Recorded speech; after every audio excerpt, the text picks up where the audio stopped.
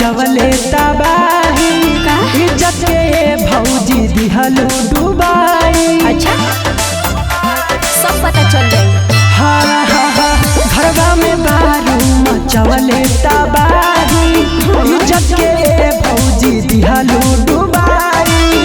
गुस्सा में रहेलू त तनी ना सुहाला, गुस्सा में रहेलू त तनी ना सुहाला।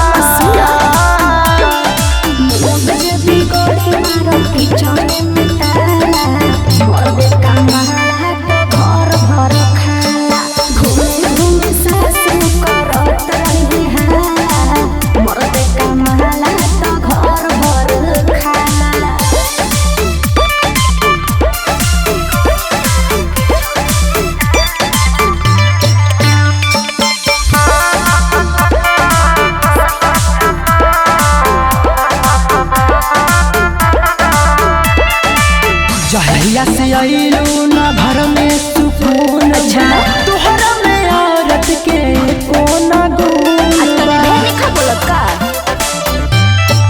ए हो उनके कमाई से घरवा चलेला, सोची सोची हमारा तो दिल में खोलेला। कर के बता तहरा तनी ना बुझाला, कर के बता तहरा तनी ना बुझाला।